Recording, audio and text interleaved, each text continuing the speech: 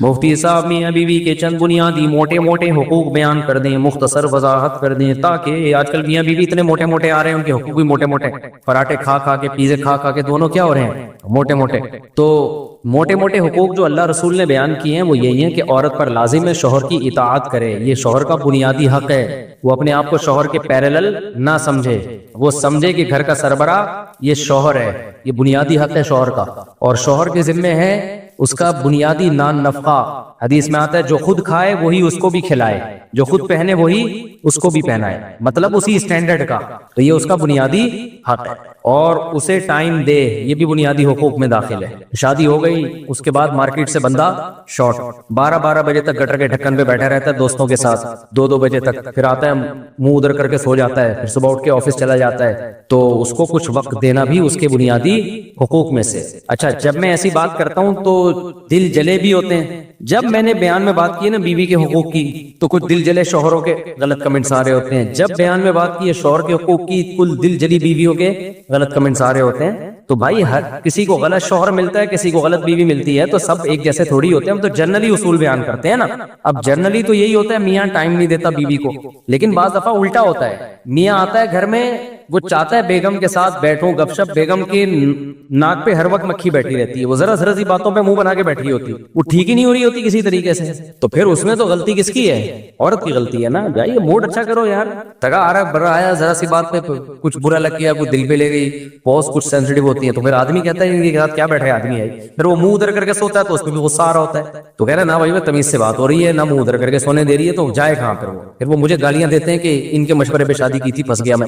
تو بعض آدمیوں کے دماغ خراب ہوتا ہے، وہ کبھی سیدھا منہ ہوتا ہی نہیں ان کا، جب بھی گھر میں آتے ہیں ٹیڑھے منہ ہی ہوتا ہے ان کا، ناک پہ مکھی بٹھائی ہوئی ہوتی، بعض عورتیں ٹیڑھی ہوتی ہیں، تو دونوں ٹھیک، بہت خوش قسمت ہے کہ دونوں کیا ہیں، انسان کے بچے ہیں، بہت ہی کم ہوتا ہے۔ تو اس لیے خود بھی سیدھے ہو جاؤ، اور عورت کو چاہیے وہ بھی کیا کرے بھائی، خوش اخلاقی کے ساتھ گھر میں رہو، چھوٹی موٹی چیزیں ہر گھر میں ہوتی ہیں، بیسک یہی ہے کہ بس وہ اس کو چاہیے پراپر ٹائم دے، اور تمیز سے بات کرے، بیگم کی عزت کرے، اس کو محبت سے بات کرے، اور اس کو چاہیے اطاعت کس کی کرے، وہ منع کر رہا ہے کسی چیز سے تو چونچنا نہ کرے، کیوں بس منع کر دیا، شوہر نے بول دیا ختم، نہیں بھائی آپ میرے بڑے ہیں، آپ نے آرڈر کر دیا، میرے لیے یہ کافی ہے، اور شوہر آرڈر والا لہجہ بھی اختیار نہ کرے، باندھی تو نہیں ہے نا، ہے تو بیوی، رسپیکٹ کے ساتھ اس کو محبت سے کہہ دیا کرے بیگم کائنڈلی یہ چیز مجھے بری لگ رہی ہے، کائنڈلی آپ ایسا نہ کریں، یوں کہہ دے، یوں نہیں کہ یہ نہیں کرو وہ نہیں کرو، یہ طریقہ ٹھیک نہیں ہوگا، پھر بھی کچھ نہیں، نصیحتیں جتنی مرضی کر لو، ہونا وہی ہے جو ہو رہا ہے گھروں میں، زندگی کی گاڑی ایسی چلتی ہے بس۔ مفتی صاحب میں نے تیسری شادی کی ہے، میری بیوی نے میرا جینا حرام کر رکھا ہے، وہ آئے دن لڑتی ہے اور کہتی ہے کہ یہ تو گھر آ تجھے پنکھے سے باندھوں گی، تیرا وہ حشر کروں گی، میں کیا کروں، گھر ہی نہیں آؤں، گھر میں پنکھا نکلوا دو، اے سی لگوا دو، کس سے باندھے گی، رسیاں ختم کر دو گھر میں۔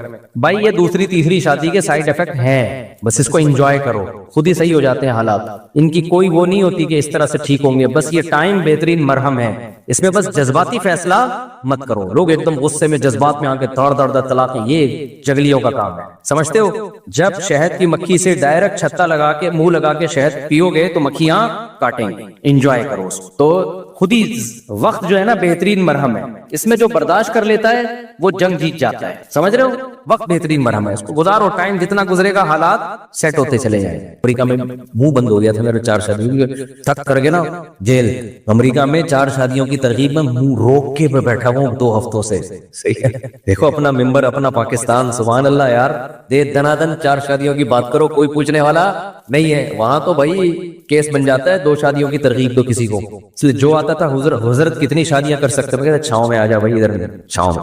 دنیا میں کچھ لوگ بیوقوف ہوتے ہیں مذہبی لوگوں کو چڑھانے والے، وہ کہتے ہیں ڈنکے کی چوٹ پہ حق بیان کرو جہاں بھی ہو، دنیا میں اس سے بڑا بیوقوف کوئی پیدا وہی نہیں ہے جو موقع بے موقع ہر بات پارسل کر دیتا ہوں، سمجھتے ہو؟ تبلیغ کا کبھی بھی یہ اصول نہیں ہے کہ ڈنکے کی چوٹ پہ جو چاہے بول دو، تبلیغ میں ہمیشہ حکمت مصلحت دیکھی جاتی ہے کہ یہ بات یہاں بولنے کی، میں بول دیتا نکال لیتے، تو جو بولنے کی اور چیزیں تھی وہ بول پاتا، جب ایک بات یہاں بیٹھ کے بول سکتا ہوں تو مجھے کیا ضرورت ہے میں وہیں جا کے ممبر پہ بولوں، جا کے ان کو میں بولا چھاؤں میں آ جاؤ یا الفلائیہ آ جانا، یہی بولوں گا، اس کے علاوہ کچھ نہیں بولوں گا۔ اصل میں ہماری جو ینگ جنریشن ہے نا اس کو غلط گائیڈ کیا جاتا ہے، میں بول دیتا، مجھے ڈیپورٹ کرتے میرا کوئی نقصان نقصان نہیں تھا. مجھے کیا، میں تو یہیں رہ رہا ہوں. مجھے تو جب میں جا رہا تھا نا کسی نے کہا آپ سلپ تو نہیں ہو جائیں گے, میں نے کہا وہ پکڑ کے بٹھا بھی دیں گے نا تو میں بھاگ کے آؤں گا, کیونکہ ہمیں وہی یہی مزہ ہے ہماری زندگی. ہماری مرغیاں یہاں انڈے دے رہی ہیں, وہاں انڈے بولو ہماری بکری ادھر دودھ دے رہی ہے, وہاں تھوڑی دودھ دے رہی ہے. تو ہمارا تو دل ادھر ہی لگ رہا ہے پاکستان میں. باقی ہم آپ کو منع نہیں کرتے, آپ امریکہ جاؤ, آپ جاپان جاؤ, لیکن ہر ایک کا اپنا اپنا اسٹائل ہے. تو ہمیں تو یہاں زیادہ مزہ آتا ہے. ملک وہ بھی بہت اچھا ہے بھائی, بلکہ بہت چیزوں میں زیادہ ہی اچھا ہے. تو لیکن ایک اصول ہمیشہ یاد رکھو, حق بات چھپانا, غلط بیانی کرنا اسلام میں حرام ہے. کسی کے ڈر سے آپ غلط مسئلہ نہیں بتا سکتے. خوب سمجھ لو کہ گورنمنٹ کا خوف تھا یا آپ کو کوئی اور ڈر تھا تو عالم نے مسئلہ ہی غلط بتا دیا, یہ ناجائز ہے.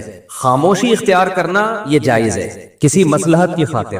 سمجھتے ہو, یہ حدیث سے ثابت ہے. تو بے موقع بات, وقت بے وقت بات کر کے ایسی بات کرنا جس سے کوئی فائدہ نہ ہو, نقصان اس کا زیادہ ہو, تو یہ جائز نہیں ہے. ایسی تبلیغ, خاموشی اختیار کرنا جائز ہے. اور یہ حدیث سے ثابت ہے. نبی صلی اللہ علیہ وسلم نے بیت اللہ کی 4 دیواری بڑا کرنے کا ارادہ کیا کہ اس کو تھوڑا سا کھینچ کے آگے لے جائیں, جو ابراہیم علیہ السلام نے جہاں تک بنائی تھی. لیکن آپ نے کہا کہ لوگ نئے نئے مسلمان ہوئے ہیں, وہ یہ سمجھیں گے کہ میں بیت اللہ کی ہیئت کو تبدیل کر رہا ہوں, جو ابراہیم علیہ السلام کی عمارت تھی اس کو تبدیل کر رہا ہوں. حالانکہ تبدیل نہیں کر رہے تھے, آپ تو اسی پہ قائم کر رہے تھے.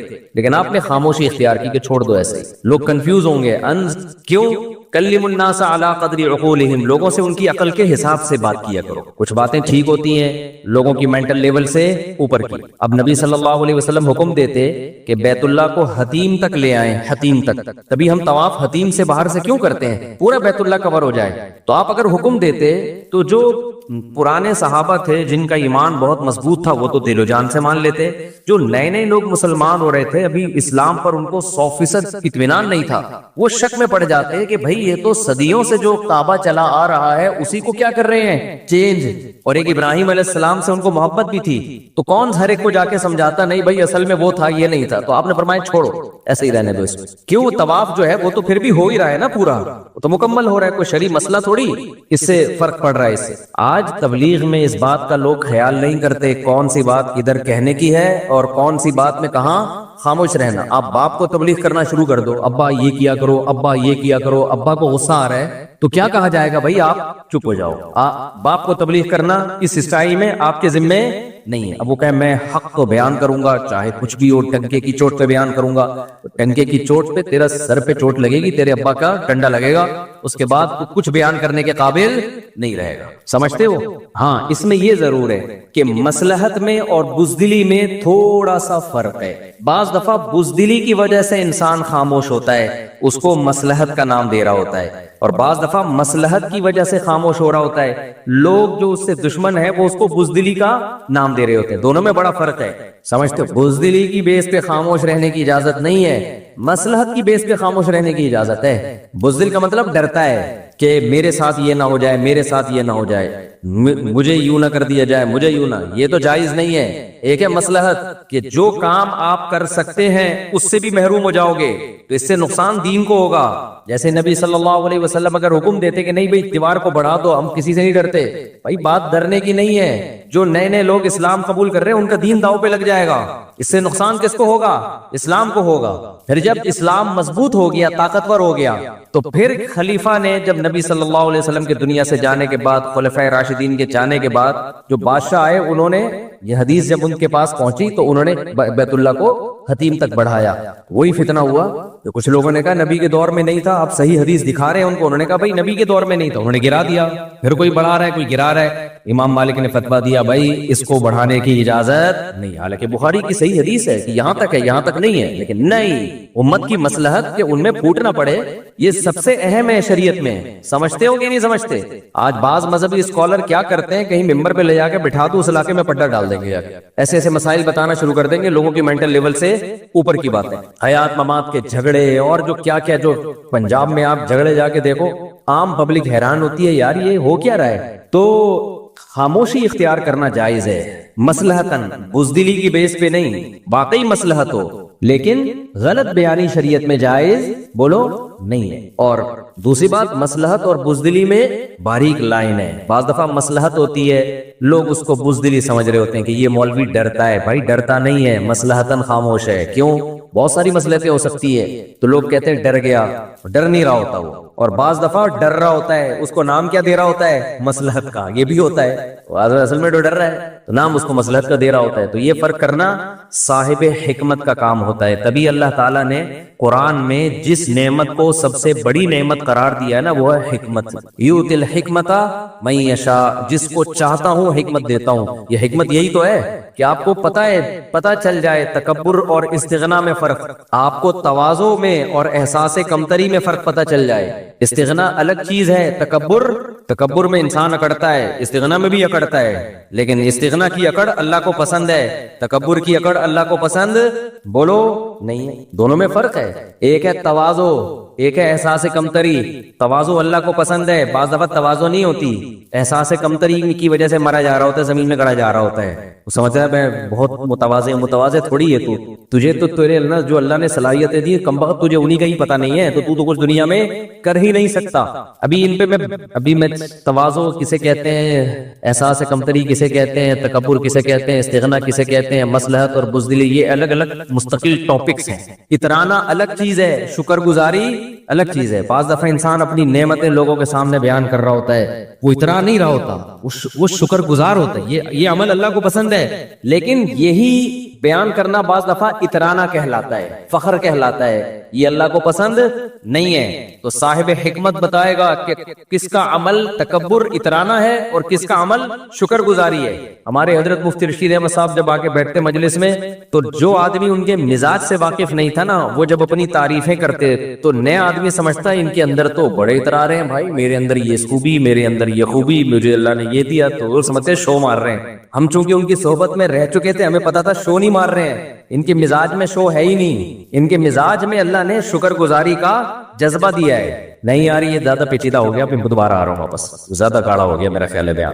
تو یہ ہر چیز میں نا ایک الگ الگ ٹاپک ہے. تو خیر میں جو مثال دے رہا تھا کہ ایک آدمی بیان کر رہا ہے 99 چیزیں غلط, ایک چیز صحیح, تو کوانٹٹی کے لحاظ سے غلط باتیں زیادہ ہیں, صحیح باتیں کم ہیں. دوسرا بیان کر رہا ہے 99 صحیح ایک غلط, تو لوگ دیکھتے ہیں یار 99 باتیں تو صحیح کر رہے ہیں نا, چلو ایک غلط کر رہا ہے کوئی بات نہیں. بھائی یہ کسی کو جانچنے کا طریقہ بولو نہیں ہے. اسلام میں کوانٹٹی سے زیادہ ویلیو کس کی ہے؟ کوالٹی کی. اس کی دلیل کیا ہے؟ قیامت کے دن اعمال, گناہ اور نیکیاں گنی جائیں گی یا تولی جائیں گی؟ بولو بھائی, جو زیادہ نیکیاں لایا ہے جنت میں جائے, ایسا ہونا چاہیے, کیا خیال ہے؟ جو کم نیکیاں لایا ہے جہنم میں جائے؟ نا نا نا نا نا, اللہ نے کہا نہیں, زیادہ اور کم کی تو میں نے بات ہی نہیں کی ہے. یہ جو زیادہ لے کر آئے گا 99 نیکیاں اور ایک گناہ لایا, تو 99 نیکیاں ہیں, چل بھائی جا جنت میں, ایک گناہ ہے تو چل بخش دیا.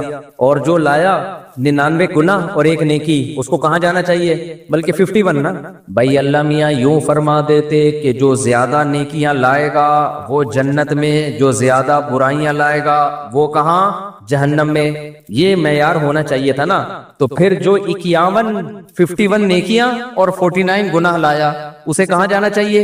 منہ سے یعنی بولنے چاہیے نا, 51 نیکیاں اور 49 گناہ, کیونکہ اس کی نیکیاں زیادہ ہیں, گناہ کیا ہے؟ کم ہے. تو جو اسکالر 99 صحیح باتیں کر رہا ہے, ایک غلط کر رہا ہے, اسے بھی جنت میں جانا چاہیے نا.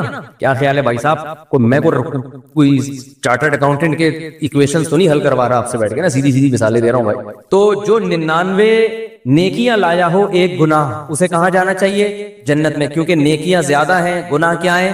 کم ہے. لیکن اللہ میاں کے ہاں یہ معیار نہیں ہے. اللہ میاں نے یہ نہیں فرمایا جو زیادہ نیکیاں لائے گا وہ جنت میں, جو زیادہ گناہ لائے گا وہ جہنم میں. نا نا نا, اللہ میاں نے فرمایا فمن ثقلت موازینہ, جس کی نیکیوں کا پلڑا جھک گیا, وزنی ہو گیا, چاہے ایک ہی نیکی ہو. بعض دفعہ ایک ہی نیکی اتنی بھاری ہوگی اور جس کے گناہوں کا پلڑا جھک گیا، پلڑے پر ہوگا، سمجھتے ہو، پلڑے پر ہوگا حساب کتاب۔ اب اس میں مبہم رکھ دیا بھائی، ایک گناہ ہو سکتا ہے وزنی بہت ہو سکتا ہے، وہی ساری نیکیوں کو کھا کے ختم، اور ایک نیکی ہو سکتی ہے ایسی خاندانی وزن ویٹ اتنا ہو کہ سارے زندگی کے گناہوں کو اژدہے کی طرح کھا کے ختم۔ تو اس سے پتا چلتا ہے بھائی جو اسکالر 99 غلط باتیں کر رہے ہیں ایک صحیح کر رہے ہیں، تو اس کا مقابلہ اس سے نہیں کرانا جو 99 صحیح کر رہا ہے ایک غلط، نہ دیکھنا ہے کہ وہ جو ایک غلط ہے اس کا ویٹ کتنا ہے۔ اگر 99 صحیح ہے ایک غلط ہے لیکن وہ غلط بہت وزنی ہے تو وہ ایک غلط بھی اس اسکالر کے گمراہ ہونے کے لیے کافی۔ تو جب بھی جناب غامدی صاحب کہنا کہ مشقت کی وجہ سے روزہ چھوڑ سکتے ہیں تو ان سے بولے ٹھیک ہے سفر میں اگر ٹینشن نہ ہو تو پھر چھوڑ سکتے ہیں کہ نہیں چھوڑ سکتے۔ ابھی دیکھو ہوا کیا ہے، میں امریکہ سے آ رہا تھا نا تو ہمارے ساتھ ایک دوست میرے، میں نے کہا اس دفعہ ہم خاندانی روزہ رکھے گا سفر میں، خاندانی روزہ۔ انہوں نے کہا یہ کیا ہے بھائی؟ اب ہم امریکہ سے اڑے کراچی کی طرف تو سورج کے مخالف سمت میں ہم جا رہے ہیں، سمجھ میں آ رہی ہے نا بات، سورج کے مخالف سمت میں، دن رات بہت اسپیڈ سے چینج ہو رہا ہے۔ میں نے کہا زندگی کا مختصر ترین روزہ رکھتے ہیں ہم، ثواب پورا ملے گا گارنٹی ہے، ٹھیک ہے نا، کیونکہ دن بہت چھوٹا ہو رہا ہے نا۔ ابے سورج کیا ہو گیا، سورج ادھر کو جا رہا ہے آپ ادھر کو جا رہے ہیں تو جلدی جلدی صبح صادق بھی جلدی ہوگی، ظہر بھی جلدی، عصر بھی جلدی، مغرب بھی جلدی۔ تو میں نے کہا ہم روزے کا ثواب کیوں ضائع کریں بھائی؟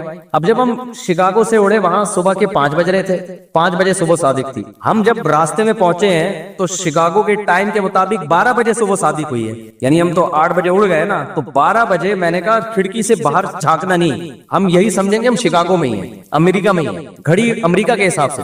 رات 12 بجے میں نے کہا بھائی ہم سحری کر کے نیت کر لی روزے کی، صبح 10 بجے ناشتے میں روزہ افطار ہوگا ہمارا۔ رات کو تو سونا ہی تھا، جہاز میں تھوڑا اونگ ہی رہا ہوتا ہے نا آدمی۔ میں نے کہا یوں سمجھو کہ رات 12 بجے ہم ڈنر کر رہے ہیں اور صبح ناشتہ کریں گے 10 بجے، تو یہ ڈنر آپ سحری کی نیت سے کرو اور صبح 10 بجے ناشتہ آپ نے افطاری کی نیت سے کرنا ہے۔ تو صبح ہم نے اپنے دماغ کو امریکہ کے حساب سے بے وقوف بنایا تاکہ روزہ بھی ہو اور آسانی سے روزہ ہو جائے۔ وہ الگ بات ہے کہ صبح 10 بجے ہم دبئی ایئرپورٹ پہ تھے جب مغرب کی اذانیں ہو رہی تھی، گھڑی میں نے چینج نہیں کی، ہم نے کہا ہم یہی سمجھے گا ہم 10 بجے کھا رہے ہیں۔ تو کہہ رہے یہ کون سا روزہ ہوا؟ میں نے کہا ثواب پورا ملے گا، یہ روزہ کیا؟ پھر میں نے کہا دیکھو ہم نے نمازیں بھی تو ٹھک 5 نمازیں پڑھی ہیں نا، ورنہ اتنی جلدی جلدی نمازیں کہاں آتی ہیں بھائی؟ تو اللہ میاں اگر ہم سے بولے کہ میں تمہیں روزے کا ثواب نہیں دے رہا، یہ کون سا روزہ ہوا؟ تو ہم کہیں گے اللہ پھر نماز کیوں فرض کی تو نے ہمارے اوپر؟ یہ کون سی نماز ہوئی؟ 13 گھنٹے میں 5 نمازیں آتی ہیں کیا؟ ابے کیا ہو گیا، 13 گھنٹے میں 5 نمازیں نہیں آ سکتی، ہماری آئی ہیں کیونکہ ہم سورج کے مخالف جا رہے ہیں، ٹھک نمازیں آ رہی ہے۔ تو جب 5 نمازوں کا اللہ ہمیں فرض قرار دے رہا ہے، چھوڑنے پر گناہ دے رہا ہے ان 5 نمازوں کے چھوڑنے پر، تو روزہ رکھنے پر ثواب کیوں نہیں دے گا بھائی؟ وہ تو یہ پیکج ہے بہترین روزہ رکھنے کا۔ ایک صاحب کیا ہوا، یہ جس کو فقہ پڑھا ہوا ہو نا وہ کرے گا یہ عمل۔ بھائی اللہ تعالیٰ نے جب ایک اصول بنا دیا تو ہم اس اصول کے پابند ہیں۔ اب جو لوگ روزہ رکھ کے توڑ دیتے ہیں، گناہ کیا انہوں نے۔ رمضان کا روزہ توڑنے کا کفارہ کتنا ہے؟ 60 روزے لگاتار۔ کتنے؟ علماء کہتے ہیں دسمبر میں رکھو، جون میں رکھنے کی بولو۔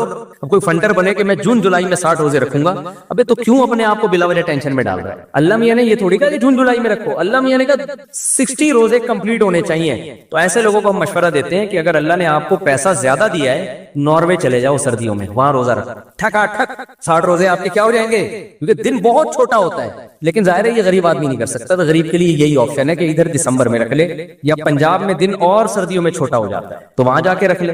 نہیں یاری بات تو شرعی قاعدہ ہے بھائی، صبح صادق ہونی چاہیے، غروب آفتاب ہونا چاہیے، دونوں چیزیں ہو رہی ہیں۔ اب اللہ میاں نے دن 2 گھنٹے کا رکھ دیا، 3 گھنٹے کا، تو یہ ہمارا ہیڈک نہیں ہے بھائی، یہ مسئلہ کس کا ہے؟ اللہ میاں کا۔ اللہ میاں اگر ہمیں قیامت کے دن کہہ دے کہ تمہیں ثواب نہیں ملے گا اتنے 3 گھنٹے کے روزے سے، 2 گھنٹے کے روزے سے کیا فائدہ؟ ہم کہیں گے اللہ تو دن بڑھا دیتا ہماری، نہ تو نے ناروے جانے پر پابندی لگائی تھی۔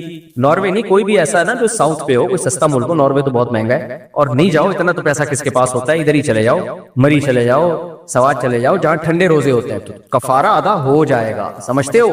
نہیں سمجھتے میرا خیال، کفارہ بہرحال ادا، کیونکہ ہم نے اس فارمیلٹی کو جو اللہ کا قانون ہے اس کو پورا کرنا ہے۔ اب ناروے میں رمضان کے روزے روک رکھتے ہیں نا، 2-2 3-3 4-4 گھنٹے کے روزے ہوتے ہیں، اتنے مختصر روزے، تو آپ کا کیا خیال ہے ان کے روزے نہیں ہوتے کیا؟ اب کوئی کہہ ہے اتنے سے روزے سے بہتر ہے نہ ہی رکھو، نہ نہ نہ نہ، جو یہاں گرمی میں روزہ چھوڑنے پر گناہ ہے وہی وہاں سردی میں، نہ اس کو روزہ چھوڑنے کی اجازت اس بیس پہ کہ 2-3 گھنٹے سے کیا ہوتا ہے، نہ ہمیں اس بیس پہ کہ 18 گھنٹے سے کیا ہوتا ہے۔ صحیح ہے نا؟ رمضان جب آئے گا جتنا مرضی پسینہ نکالے، جتنی مرضی لیند ہو، اب دیکھو ناروے میں گرمیوں میں لوگوں نے 20-20 گھنٹے کے روزے رکھے ہیں. ہمارے دوست کہتے ہیں ہم رکھتے ہیں. ادھر افطاری کی, ادھر عشاء کی اذان ہوئی, ادھر سحری, بس افطاری سحری ایک ہی ہوتی تھی اور فوراً اگلے دن کا روزہ شروع. تو مجھے کہتے تھے مفتی صاحب بہت لمبے روزے ہیں. ابھی جب جون جولائی, یہ جو ہمارے جب جون میں روزے تھے نا, تو ناروے میں روزے بہت لمبے تھے, رکھے ان لوگوں نے. میں ان سے کہتا ہوں, ان کو میں نے کہا بیٹا تم لوگ جو ہے سردیوں میں مزے بھی تو تم نے بہت اڑائے ہیں. سردیوں کے روزے تمہارے 4-4, 5-5 گھنٹے کے روزے, تو اب گرمیوں کے 20-20 گھنٹے کے بھی انجوائے کرو, سمجھ رہے ہو. تو ابھی تو صرف اس پہ بتانے کے لیے کہ دین کس سے سیکھنا ہے بھائی, علماء سے سیکھنا ہے. ہاں 2 نمبر ہوتے ہیں علماء میں, لیکن 1 نمبر بھی کس میں ملیں گے آپ کو. اور یہ نہ دیکھا کرو اتنی باتیں فلاں کی صحیح ہیں, ایک غلط ہو گئی تو کیا ہو گیا بھائی. وہ ایک غلط کی کوالٹی دیکھا کرو, کوانٹیٹی نہ دیکھا کرو. اس کا وزن اتنا بھاری ہوتا ہے نا کہ اس سے اس اسکالر کی حیثیت ختم. رزق کی تنگی کیسے دور کریں؟ رزق میں تنگی ہو تو اس سے کیسے نکلا جائے جبکہ گناہوں سے توبہ بھی کر لی ہو؟ ندیم صاحب انڈیا سے. گناہوں سے اگر آپ نے سچی توبہ کی ہے تو آپ کے لیے خوشخبری ہے, انشاءاللہ اللہ رزق کی تنگی دور کرے گا. وَمَن يَتَّقِ اللَّهَ يَجْعَل لَّهُ مَخْرَجًا وَيَرْزُقْهُ مِنْ حَيْثُ لَا يَحْتَسِبُ. جو اللہ سے ڈرتا ہے اللہ اسے ایسی جگہ سے رزق دیتا ہے جہاں سے اس کا گمان بھی نہیں ہوتا. تو جناب ندیم صاحب آپ نے توبہ کر لی ہے, انشاءاللہ اللہ سے امید ہے رزق کے دروازے کھلیں گے, لیکن آپ نے دنیاوی اسباب بھی اختیار کرنے ہیں, سستی نہیں کرنی ہے آپ نے. رات کو تہجد میں اٹھ کے اللہ سے دعا مانگ لیں, اللہ میرے رزق میں برکت دے. اور بزنس ہے یا جاب ہے وہ دیانتداری کے ساتھ تلاش بھی کریں اور کرنے کی کوشش بھی کریں. تو ایسا نہ ہو کہ ہاتھ پہ ہاتھ رکھ کے بیٹھ جائیں, تو یہ پھر اللہ کا کوئی وعدہ نہیں ہے. گفٹ دے کر واپس لے سکتے ہیں کیا؟ کسی کو گفٹ دے کر واپس کرنا جائز ہے؟ میں نے اپنے چھوٹے بھائی کو کچھ چیزیں گفٹ کی تھیں, اس نے انہیں ابھی استعمال تک نہیں کیا بلکہ پھینک کر رکھ دیا, تو کیا میں وہ چیزیں واپس لے سکتا ہوں؟ طارق اقبال بنگلہ دیش سے.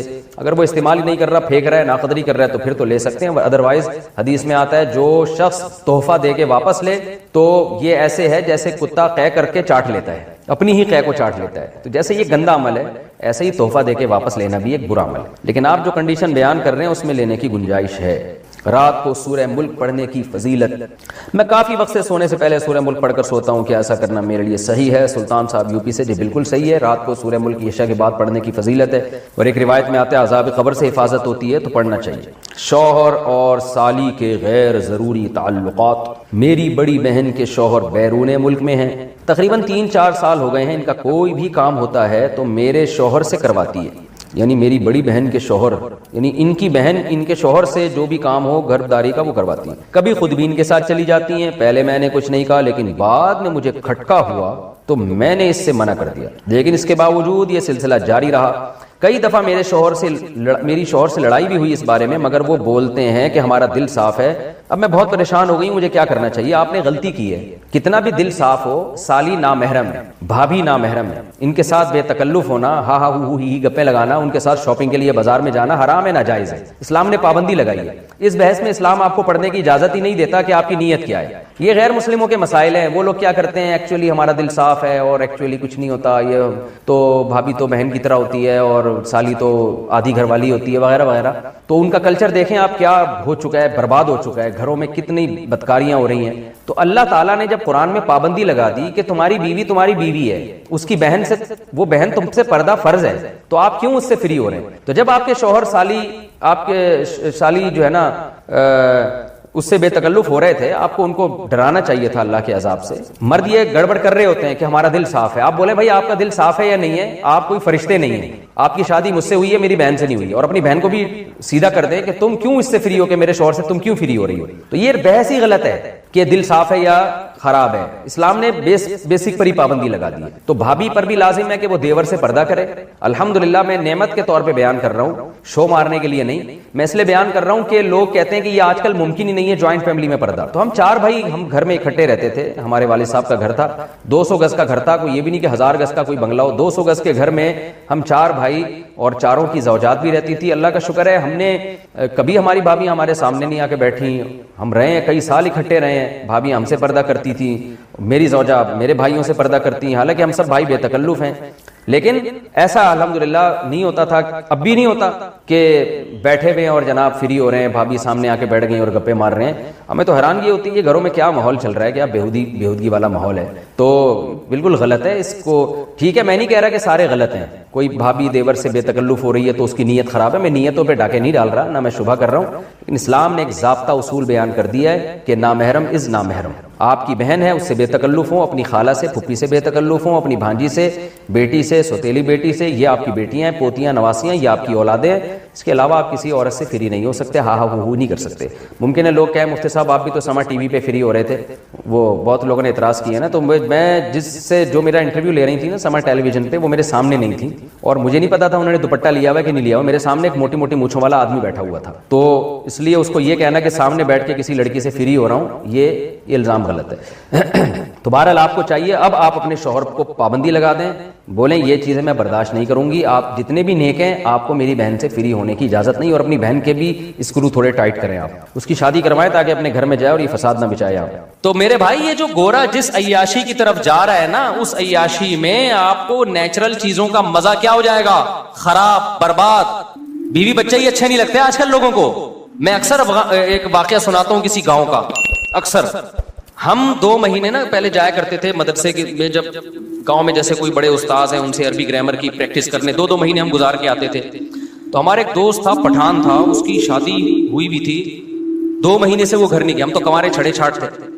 جب ہم واپس آ رہے تھے نا, کوئٹہ کی طرف آ رہے تھے ہم اس گاؤں سے, وہ گاڑی بھگا رہا ہے, ایسے لگ رہا ہے 20-30 بندوں کو نا درمیان میں کچل دے. ہم نے کہا بھائی کیا ہو گیا؟ کہہ رہے یار میری شادی ہوئی ہوئی ہے, ابھی 2-3 سال ہوئے میری شادی کی, اور 2 مہینے سے میں گھر نہیں گیا.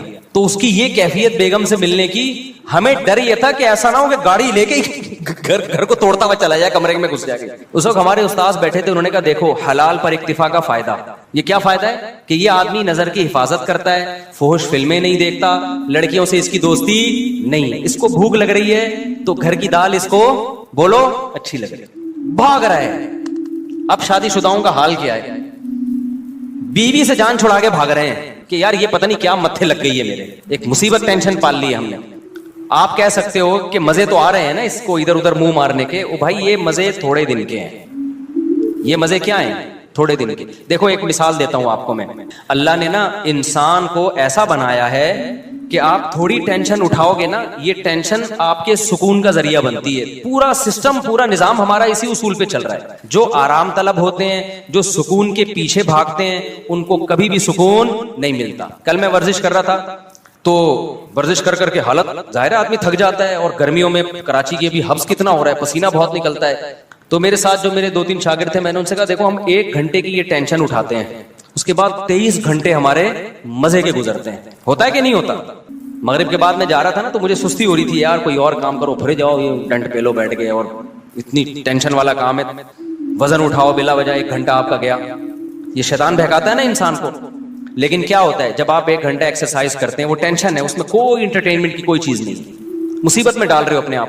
کتنے فائدے 23 گھنٹے تک حاصل ہوتے ہیں. پہلا فائدہ, بھوک دبا کے لگتی ہے. یہ جو کیلے کا ملک شیک ہے نا, میں عام حالت میں 1 گلاس بھی نہیں پی سکتا, مجھے بلغم اور بدہضمی ہوتی ہے. لیکن میں جم سے جب ہو کے آتا ہوں, پورا جگ بھر کے, ویسے 2 انڈے اس گرمی میں کھا کے دکھاؤ, کیا خیال ہے کوئی کھا سکتا ہے اس گرمی میں؟ آپ جب ایکسرسائز کر کے آتے ہو, نڈھال ہو رہے ہوتے ہو, اتنا جگ بھر کے پیتے ہو آپ, وہ مزہ, وہ بھی تو مزہ ہے نا.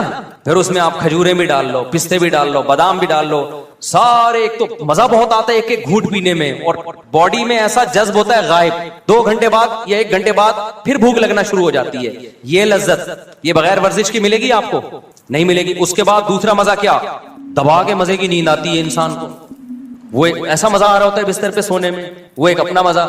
صبح ناشتے میں بھی بھوک ڈبل ہو جاتی ہے سارا دن. اور پھر آپ کے جو باڈی کا فگر بننا شروع ہوتا ہے, وہ دیکھ کے ویسے انسان کو اچھا لگتا ہے کہ یار میں آڑا ترچھا نہیں ہو رہا, ورنہ ٹیڑھا میڑا, کوئی ادھر سے نکل رہا ہے, کوئی ادھر سے دائیں بائیں جا رہا ہے, ایک کولا ادھر کو جا رہا ہے, دوسرا ایسا لگ رہا ہے یہ دوسرا کولا کسی سے ادھار لیا ہوا ہے, اس کا اپنا نہیں ہے, یہ ایک اپنا ہے, دوسرا کسی سے ادھار لیا ہوا ہے. اس میں آڑا ترچھا, اس کے بعد بھوک بھی نہیں لگ رہی, کھایا جا رہا ہے, شوگر اوپر جا رہی ہے, تھوڑے دنوں میں شوگر کا مریض, بلڈ پریشر, 20 قسم کی بیماریاں.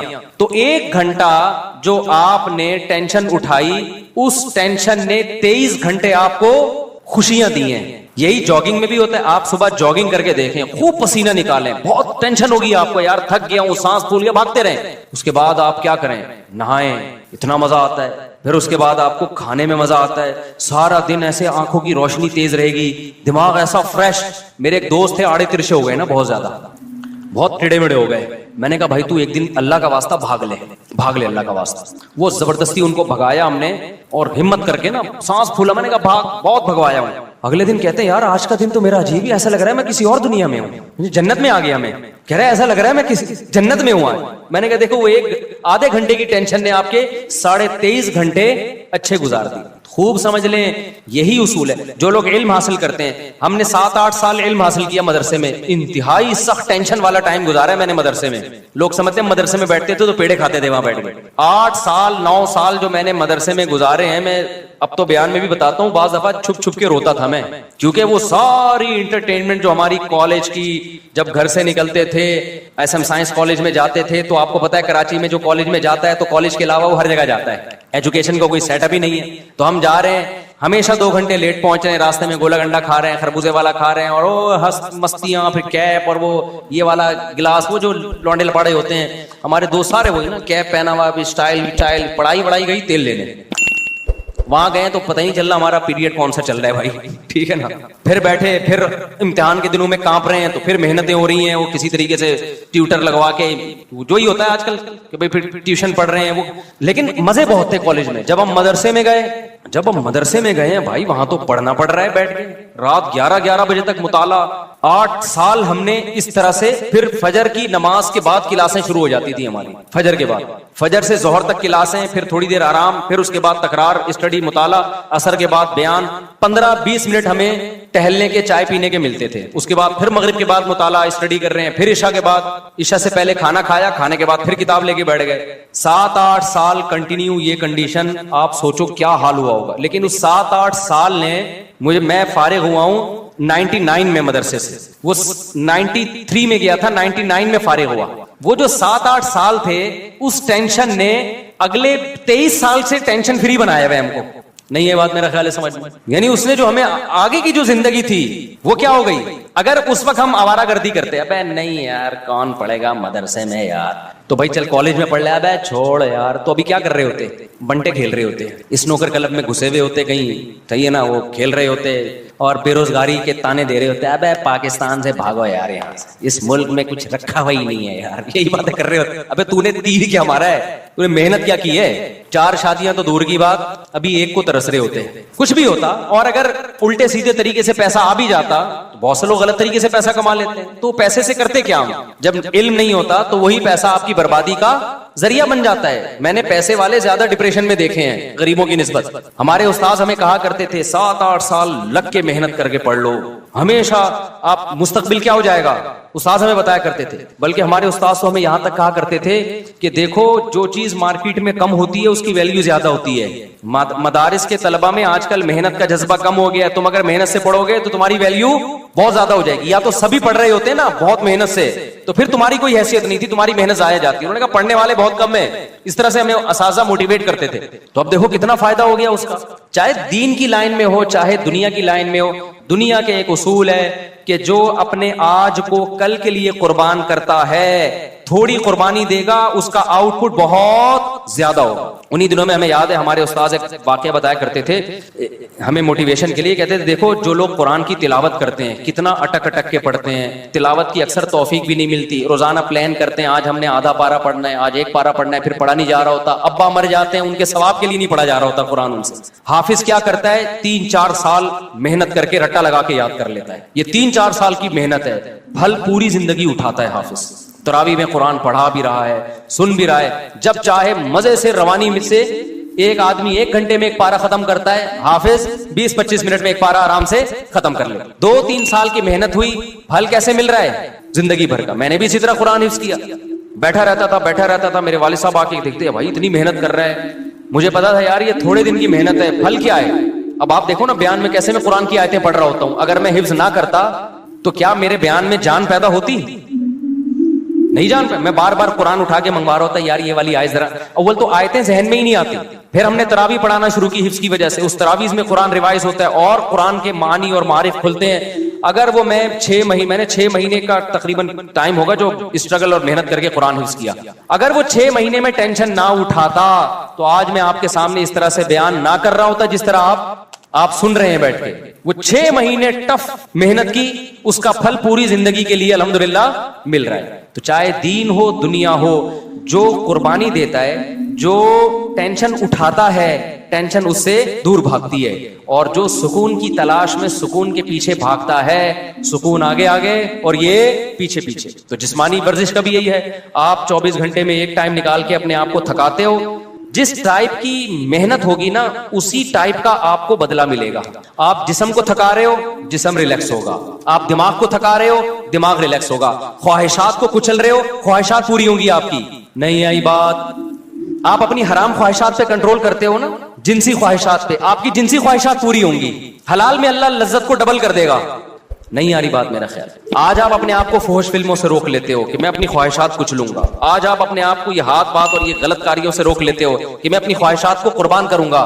تو یہ قربانی وقتی ہے, لیکن اس کی جو اثر ہے وہ ہمیشہ قائم رہے گا. ایک ڈاکٹر سے میری بات ہو رہی تھی, وہ یہی بات کر رہے تھے, نہیں ایکچولی یہ ڈپریشن اسٹریس ٹوپی ڈرامے نا.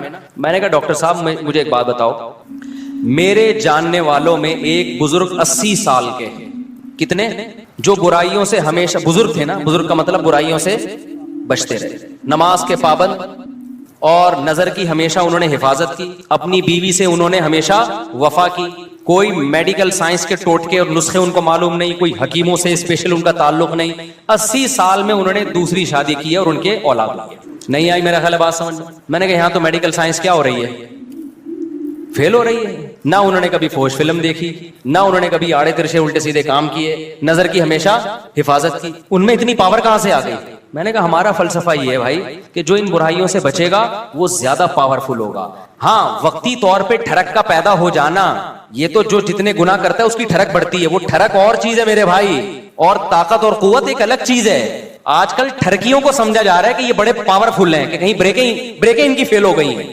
تو اس لیے فطرت سے کبھی مت لڑو. دیکھو اسلام کبھی ایسی چیز کا آرڈر آپ کو نہیں کرتا جو آپ کی صحت کے لیے نقصان دہ ہو, کبھی بھی نہیں کرے گا. اسلام نے اگر ایک چیز پہ پابندی لگائی ہے تو اس کا مطلب یہی ہماری صحت کے لیے بھی مفید ہے, یہی ہمارے دماغ کے لیے بھی مفید ہے. اب جو ہومو سیکسولیٹی کو ہماری سوسائٹی میں پروموٹ کیا جا رہا ہے, یہ ہوا کیا ہے, 1990 تک کہا جاتا ہے کہ امریکہ میں یہ جو لڑکوں سے بدفعلی کا شوق ہے یہ ایک نفسیاتی بیماری سمجھا جاتا تھا, اور ہے بھی بیماری. بعد میں اس کو کیا کر دیا انہوں نے, لیگل. کیوں کر دیا؟ اس لیے کہ اتنے زیادہ بیمار پیدا ہو گئے کہ اب ان کے حقوق کے تحفظ کی فکر پڑ گئی ان لوگوں کو. کل ایک فیس بک پہ کوئی تصویر شاید 2 لڑکیوں نے انڈیا میں کہیں شادی کی آپس میں, ایک کو لڑکا بنا دیا اور ایک کو لڑکی بنا دیا, اور یہ خوش ہو رہے ہیں کہ یار ہم اسی طرح سے مطمئن ہیں. آپ اس طرح سے تھوڑے دن تک سیٹسفائی ہو گئے, لیکن نہ آپ کو اولاد ملے گی, نہ آپ کو اولاد کی خوشیاں, اور نہ آپ کو وہ محبت ملے گی جو میاں بیوی میں ہوتی ہے. 2 لڑکے آپس میں وہ محبت کر نہیں سکتے, 2 لڑکیاں آپس میں وہ محبت کر نہیں سکتی, وہ ملے گی نہیں. اس سے آپ ڈپریشن میں جاؤ گے. ان لوگوں میں خودکشیوں کا ریشو بہت زیادہ ہے. تو ہم تو جانتے ہیں بھائی علماء کو, صلحاء کو. ابھی دیکھو سعودی عرب میں ایک خبر آئی ہے کہ 90 سال کے بزرگ نے ایک 18 سال کی لڑکی سے شادی کی ہے. یہ پوسٹ چلی ہے, اس پہ لوگ بڑا مذاق بھی اڑا رہے ہیں. اب مجھے نہیں پتا اس لڑکی نے کیا دیکھ کے 90 سال کے بزرگ سے شادی کر لی. ہم سے مشورہ لیتی تو ہم کہتے بھائی اتنے سارے لوگ یہاں بیٹھے ہوئے ہیں, 20-20 سال کے بھی, 22-22 سال کے بھی, تو وہ ایک الگ کہانی ہے. میں اس کے وہ نہیں کر رہا کہ 90 سال والے کو 18 سال سے کرنی چاہیے یا 18 والے کو, وہ ایک الگ کہانی ہے. اس پہ بہت کچھ پہلے کہہ بھی چکا ہوں میں. لیکن اس 90 سال کے جو بابا ہیں, متشرع ہیں, دیندار ہیں, اس کا مطلب بھائی دینداری میں کوئی تو خاص چیز ہے کہ یار کہ 90 سال میں آپ کیا کر رہے ہو, 18 سال کی لڑکی سے آپ میں شادی کا جذبہ ہے. تو یہ دین, مذہب, نظر کی حفاظت, یہ پائیدار لذتوں کا ذریعہ ہے. اور یہ جو وقتی طور پر آپ اپنی خواہشات بڑھا کے جو کرتے ہو نا جو کام, یہ وقتی ہیں, لیکن لانگ ٹرم زیادہ ٹائم گزرنے کے بعد یہ ساری چیزیں آپ کی باڈی کو بھی ڈیمیج کر رہی ہیں اور آپ کی کھوپڑی کو بھی ڈیمیج کر رہی ہیں. ایک بات بیان کر کے بس پھر میں اپنے اصل ٹاپک کی طرف آتا ہوں, بات کو سمیٹتا ہوں. ایک بات خوب سمجھ لیں, میں یہ بات بیان کر رہا تھا کہ ہمارے ڈاکٹر لوگ کہتے ہیں کہ بھئی یہ تو سارے ہی کرتے ہیں. یہ بات بالکل غلط ہے. मैं मानता हूं कि अब बहुत से लड़कों ने ये करना शुरू कर दिया, लेकिन ये नेचुरल नहीं है। ये लड़के लड़कों से सुन के करते हैं या फोहश फिल्में देख के। हम कई अपने दोस्तों को जानते हैं जो बुलूगत की दहलीज पे कदम रखा, ना उन्होंने फोहश फिल्म देखी, ना उनके आड़े तिरछे दोस्त थे, उनकी शादियां 25, 26, 30 साल में हुई, जिंदगी में एक दफा भी उन्होंने ये काम नहीं किया। तो ये नेचुरल नहीं है। हाँ, ये जरूर है कि जब आप सुनते हो या फोहश फिल्में देख के अपनी ख्वाहिशात को भड़काते हो, फिर आपके पास कोई रास्ता पूरे करने का जरिए नहीं होता, फिर आप इस तरफ आते हो। फिर जब एक दफा आ गए, फिर 2 दफा, फिर 3 दफा, फिर लत पड़ जाती है। फिर आप बजाय इसके कि आप इसको कहो कि ये नेचुरल नहीं है, बल्कि आप इस पे नेचर का लेबल लगाते हो, ये क्या है भाई, ये तो नेचुरल है। मैं एक मिसाल देता हूं आपको। देखो, हजरत उस्मान इब्ने मज़ऊन रजी अल्लाह ताला अन्हु एक सहाबी थे, उनसे हदीस मरवी है, सही हदीस है। वो फरमाते हैं हम जब सफर पे जाते हैं ना तो अपनी बीवियों से हम दूर हो जाते हैं, तो हमें बहुत ज्यादा शहवत का गलबा होता हमारे ऊपर। तो हमने रसूलुल्लाह सल्लल्लाहु अलैहि वसल्लम से इजाजत मांगी कि गुनाह का खतरा है हमें, कहीं जिना में ना पड़ जाएं, आप हमें इजाजत दें कि हम अपने आप को नामर्द बना लें, कोई ऑपरेशन करके या कोई दवा खा के, ताकि हम बुराई से बचें। तो नबी सल्लल्लाहु अलैहि वसल्लम ने फरमाया ना, ये काम करने की तुम्हें इजाजत, नामर्द बनने की इजाजत क्यों? फरमाया तज़व्वजुल वदूद अल वलूद, तुम निकाह की तरफ जाओ, मजबूर होके निकाह करो ताकि तुम्हारी औलाद हो। अल्लाह ने इतनी शदीद ख्वाहिश इसलिए रखी है ताकि तुम मजबूर होकर किसकी तरफ जाओ, ना चाहते हुए भी निकाह करो तुम। आप मुझे बताओ उनके लिए कितनी टेंशन थी, वो अपने आप को खसी करना चाह रहे थे, शदीद टेंशन में होंगे ना, लेकिन ना उनका ख्याल आया कि भाई मैं हैंड प्रैक्टिस के जरिए अपने आप को डिस्चार्ज कर लेता हूं और अपनी टेंशन को मैं खत्म कर लेता हूं। ना पैगंबर ने उनको कोई मशवरा दिया। क्यों? अरब इस चीज से वाकिफ नहीं थे, ये था ही नहीं। तभी हमें, मैं जब इसके खिलाफ बात करता हूं ना, हैंड प्रैक्टिस के खिलाफ, तो बाज लोग कहते हैं इसके नाजायज होने की कोई दलील नहीं है, कोई हदीस नहीं है। भाई हदीस इसलिए नहीं है कि सहाबा में ये अमल था ही नहीं, वो जानते ही नहीं थे। ये तो लूत अलैहिस्सलाम की कौम ने लड़कों से बदफेली की है तो कुरान ने उसको जिक्र कर दिया, वरना अरबों में ये लड़कों से बदफेली भी नहीं थी। कोई एक वाकया हमें नबी के दौर में नहीं मिलता कि किसी ने ये काम किया हो, हालांकि बुत परस्ती थी, शिरक था, सब कुछ। ये नेचुरल नहीं है। इन चीजों की तरफ इंसान जब जाता है, जब गलत तरीके से अपनी ख्वाहिशात को भड़का रहा हो और हलाल का ऑप्शन उसके पास बंद हो चुका हो। देखो, भूख आपको लग रही हो, रोटी ना मिले, तो फिर आपके सामने जो चीज आएगी, एक वक्त कोई गुटखा भी रखा होगा ना, आप खा लोगे उसको, आहिस्ता आहिस्ता आपको गुटके की आदत पड़ जाएगी। फिर आपको रोटी में वो मजा नहीं आएगा जो किसमें आएगा, गुटके में मजा आएगा। तो हमारे नबी सल्लल्लाहु अलैहि वसल्लम ने नहीं कहा कि इस तरह से, भाई ये तो है ही नहीं, ये तो नेचुरल ही नहीं है। तो इसलिए अपने आप को इन तमाम बुराइयों से बचाएं, और अगर खुदा न ख्वास्ता किसी से बुराई हो जाती है, आदत पड़ चुकी है, तो मैं एक तरीका बताता हूं आदत छोड़ने का। ये इतनी लंबी तमहीद मैंने इसलिए बांधी है कि डॉक्टरों ने दिमाग ऐसा खोपड़ी नौजवानों की खराब कर दी है कि पहले नौजवान ये बुराई करके तौबा करते थे, उलमा के पास आते थे कि यार हमें कोई तरीका बताएं, हम ये बुराई छोड़ें। अब डॉक्टरों ने इतना प्रोमोट कर दिया, बास डॉक्टरों ने, सारों की बात नहीं कर रहा, कि अब लोग कहते हैं इसको छोड़ने की जरूरत है ही नहीं, हमें क्या जरूरत है भाई, इसको हम छोड़ दें, कोई जरूरत ही नहीं हमें इसके छोड़ने की। तो पहले ये समझे कि ये नुकसानदेह है। अब छोड़ने का तरीका क्या है? देखो, किसी काम को करते रहने से करने की आदत पड़ती है, छोड़ते रहने से छोड़ने की आदत पड़ेगी। सबसे पहला काम तो फौरन से पहले निकाह। इसमें बाज जाली हकीम डराते हैं कि अबे तुम तो लुट गए, तुम तो बर्बाद हो गए, तुम्हें तो इतना नाइट फॉल हो गया, तुम तो यूं दिन दिन में 6-6 दफा करते हो, बीवी के काबिल रहे नहीं हो। और भाई अगर डिले कर दिया ना तो और नुकसान होगा। फौरन नेचर पे आ जाओ, उससे इस बुराई को छोड़ने में क्या होगी? आसानी। आहिस्ता आहिस्ता आहिस्ता जब छोड़े रखोगे ना, आहिस्ता आहिस्ता आहिस्ता आहिस्ता नेचर, आप अपनी नेचर पे चलना शुरू हो जाओ। जैसे गलत चीज करने से गलत की आदत पड़ती है, तो छोड़ने से छोड़ने की आदत हो जाती है। कितने लोग हैं गुटखे खाते हैं, छोड़ देते हैं तो क्या हो जाते हैं? मैं एक दोस्त का वाकया सुनाता हूं ना, उसको कोई बहुत खतरनाक नशे की आदत पड़ गई थी। उसने मुझे खुद अपना वाकया सुनाया, कह रहा मुझे आदत पड़ गई, तो इतना खतरनाक नशा था। कहते हैं ये जो लोग कहते हैं ना हमसे नशा नहीं छूटता, झूठ बोलते हैं। कहते हैं मैंने क्या किया, अपने आप को किसी कमरे में, घर में ना 6 महीने के लिए बंद कर दिया। मैंने कहा ऐसी की तैसी, घर से बाहर ही नहीं निकलूंगा। हत्ता कि जुम्मा भी नहीं पढ़ने जाता था। कह रहे मैं मुझे पता था जुम्मा पढ़ने गया ना, वही पुराने दोस्त जो नशा करते हैं वो मिल जाएंगे, फिर मुझे नशे का शौक हो जाएगा। 6 महीने कह रहे मैंने घर के अंदर टेंशन में गुजारे, किसी काम के लिए घर से बाहर नहीं निकला।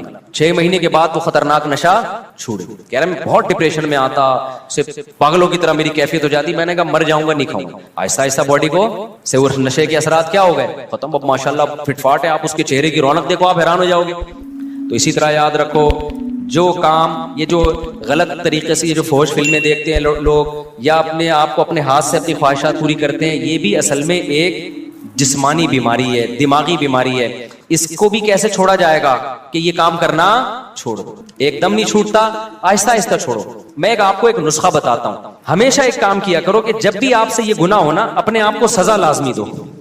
समझ रहे हो? किसी को हाथ से ख्वाहिश पूरी करने की आदत हो गई है, किसी को फौज फिल्में देखने की आदत हो गई। गुनाह करके अपने आप को ऐसे ना छोड़ो बेलगाम। आपने क्या करना है, जब आपसे गुनाह हुआ, आपने कोई जुर्माना रख लो अपने ऊपर, या नफली रोजा रख लो कि मैं 2 रोजे रखूंगा, 1 रोजा रखूंगा। या वो हर आदमी की आदत कितनी है और वो कितनी सजा अफोर्ड कर सकता है, उसकी हर एक की इसमें अलग कंडीशन है। मैं बार बार वाकया सुनाता हूं। हमारे एक दोस्त को सिगरेट की आदत पड़ गई कनाडा में। उन्होंने क्या किया, मैंने उनसे कहा भाई जब भी सिगरेट पियो ना, आपने उस वक्त 10,000 की बड़ी वैल्यू थी पाकिस्तानी, 7-8 साल पुराना वाकया हो गई। मैंने कहा 10,000 रुपए जो डॉलर के हिसाब से पाकिस्तानी 10,000 बनते हैं, वो आपने सदका करने हैं।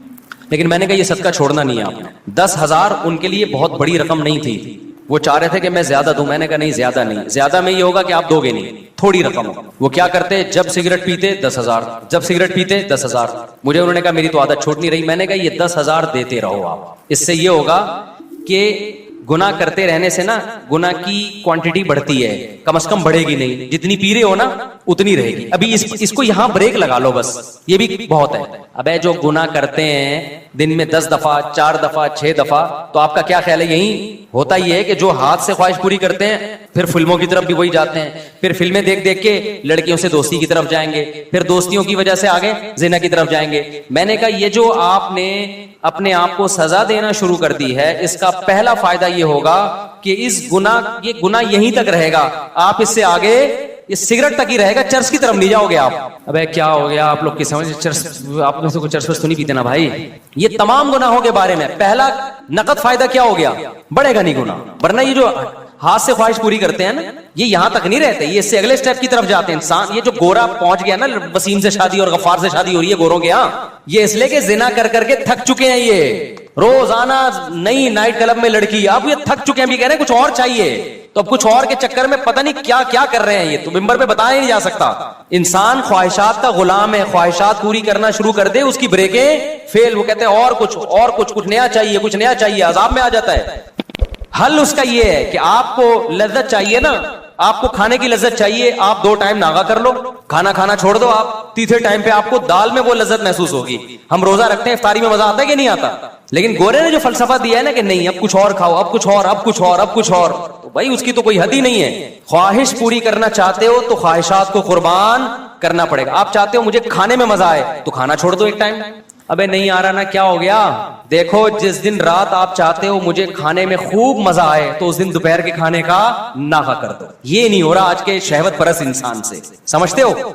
अब आपने क्या करना है, अपने ऊपर जुर्माना लगाना है आप, या रोजा रखने का या पैसों की सूरत में। उसका पहला मैंने उनको कहा कि 10,000 रुपए सदका करना नहीं छोड़ना। वो मुझे बताते मैंने सिगरेट पी 10,000, मैंने सिगरेट पी 10,000। जाहिर एक हद होती है ना। उसके बाद सिगरेट पीने से पहले ख्याल आया 10,000 की रहने दे, बचा ले 10,000। तो दिन में जो 20 पीते थे वो 20 से आहिस्ता आहिस्ता कितनी हो गई, 10। लेकिन शैतान मुसलसल लगा रहता है। शैतान कहते हैं तेरा सदका करने का कोई फायदा नहीं हो रहा, तो ये समझ लो ये शैतान आपको वरगला रहा है, फायदा हो रहा है, फौरन आपको नजर नहीं आ रहा। होते होते 10 से 5 पे, 5 से 1 पे, और उसके बाद छूट गई। तो ये छूटेगा गुनाह बशर्ते कि आप अपने आप को सजा दें, क्योंकि पहले कम होगा। पहले तो ये होगा कि मजीद आगे की तरफ नहीं जाएंगे, उसके बाद हो सकता है साल लग जाए, 1.5 साल लग जाए, फिर और कम होगा। होते होते होते आहिस्ता आहिस्ता ये खत्म हो जाएगा।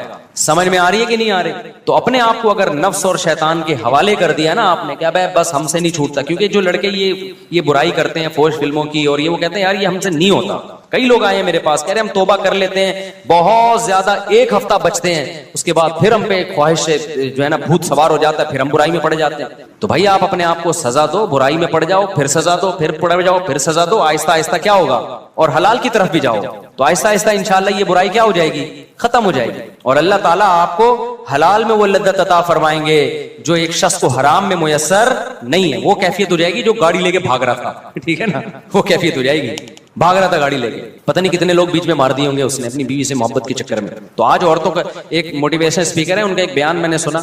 वो कह रहे थे कि जब मर्द घर में आता है तो आजकल बीवी मर्द के लिए तैयार ही नहीं होती, एक्चुअली गलत है ये। तो मुझे ख्याल हुआ कि यार इनको सोसाइटी का पता नहीं है, आजकल उल्टा मामला है। یہ پہلے زمانے میں ہوا کرتا تھا کہ مرد جب گھر میں آتا تھا, بیگم تیار نہیں ہوتی تھی, اس کے لیے پسینے والے کپڑوں میں بیٹھی ہوتی, مرد کو غصہ آتا. آج کیا ہو رہا ہے, بیگم چاہتی ہے کہ مرد کی توجہ ملے, مرد کو وہ اچھی نہیں لگتی. میرے پاس کتنے کیسز آئے ہیں بھائی خواتین کے. اسلام آباد میں تھا ایک خاتون آئی, کہہ رہی میرا میاں مجھے دیکھتا ہی نہیں ہے, مجھ میں دلچسپی نہیں ہے اس کو. آج کل یہ مسئلے ہو گئے ہیں. وجہ کیا ہے, وہ انٹرنیٹ پر فلموں میں ادھر ادھر اتنے ڈیزائن مختلف قسم کے دیکھ رہا ہے کہ اس کو اپنی گھر کی مرغی دال برابر لگ رہی ہے. تو اس سے آپ سمجھ رہے ہو آپ کی بیوی کا نقصان ہو رہا ہے. نانا میرے بھائی, پہلے کس کا نقصان ہو رہا ہے, آپ کا نقصان ہو رہا ہے. کیونکہ یہ جو مزے ہیں نا باہر کے, یہ تھوڑے دنوں میں ویسے ہی ختم ہونے والے ہیں. انسان کی باڈی ایک حد تک لذتوں کو کی عادت ہوتی ہے اس کو, اس کے بعد اس کو اس میں لذت آنا ختم ہو جاتی ہے.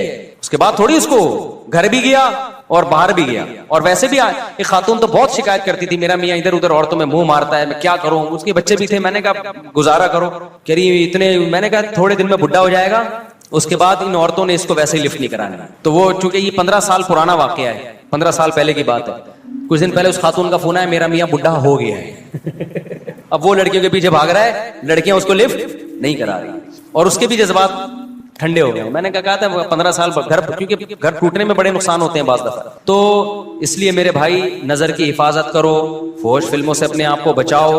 80 سال میں انشاءاللہ آپ کیا کرو گے, ایک اور شادی کر رہے ہوگے, اور پھر میڈیا پہ آپ کا مذاق اڑایا جا رہا ہوگا. 90 سال 80 سال کا ہو کے 18 سال کی لڑکی سے شادی کر رہا ہے. وہ مذاق بنتا ہے نہیں بنتا, میں اس پہ تبصرہ نہیں کروں گا, لیکن بہت سے لوگ آپ سے آ کے پوچھ رہے ہوں گے یار ہانڈی میں ڈالتے کیا ہو, کھاتے کیا ہو. وہ میں نے واقعہ سنایا تھا نا ایک طائف کے قاضی کا. ہمارے استاذ طائف میں تھے, سعودی عرب میں طائف نہیں, وہاں کے ایک بوڑھے جج تھے. تو ججوں کا بڑا تجربہ ہوتا ہے, نئے نئے کیس آتے ہیں. تو ہمارے استاذ نے ان سے پوچھا کہ حضرت آپ کے پاس اتنے عرصے سے آپ کورٹ میں فیصلے کر رہے ہو, کوئی بڑا یونیک قسم کا کیس آیا ہو آپ کے پاس. تو جج صاحب نے کہا کہ میرے پاس ایک بڑا یونیک کیس آیا. 4 عورتیں آئیں میرے پاس, 4 جوان عورتیں. انہوں نے اپنے شوہر کے خلاف کیس کیا کہ وہ اس نے ہمیں ٹینشن دی ہوئی ہے مسلسل. سمجھ رہے ہیں, ٹینشن سے مطلب یہ کہ سکون ہی نہیں ہے اس کو. اب میں ظاہر ہے زیادہ اتنی ڈیٹیل میں جاؤں گا نا, تو ٹینشن دی ہوئی ہے. تو اس کو کہو کہ بھائی تھوڑا سا ناغا کرے وہ ہمارے پاس آنے میں. تو جج صاحب کہتے ہیں, ہمارے استاذ کو بتانے لگے کہ میں نے سوچا کہ بلاتے ہیں, کوئی ہوگا, کوئی بہت ہی کوئی ایتھلیٹ ہوگا, کوئی بڑا ہی پہلوان ہوگا. کہہ رہے میں نے بلایا تو بڈھا آدمی کمر جھکی ہوئی اس کی, لاٹھی لے کے آ رہا ہے نا, ایسے کڑک سڑا آدمی تھا نا, ایسے آ رہا ہے. کہہ رہے میں نے کہا یار یہ اس عمر میں اس نے 4 جوان عورتوں کو ٹینشن دی ہوئی ہے بھائی. ہیں بھائی, پرہیزگار آدمی تھا, نیک پرہیزگار. تو یار یہ اس عمر میں اس نے ان کو ٹینشن دی ہوئی ہے. آج تو جوان آدمی کی 4 ہونا تو وہ گھر سے بھاگ جائے, ٹھیک ہے نا, جو حالات ہمارے نوجوانوں کے چل رہے ہیں. تو کہہ رہے میں اس کو لے گیا الگ کمرے میں, میں نے کہا سزا وزا کیس ویس تو بعد میں, پتا کھاتا کیا ہے, خوراک کیا ہے تیری. کہہ رہے اس نے کہا میری خوراک کچھ بھی نہیں, زیتون, کھجور, اونٹنی کا دودھ, بس یہ 2-4 چیزیں ہی تھیں, یہ 2-4 جو آرگینک چیزیں بس. تو کہتے ہیں پھر میں نے اس کو بتایا بھائی تیری عورتوں نے تیرے خلاف کیس کیا ہے تو تھوڑا سا ہاتھ ہلکا رکھ بھائی تو.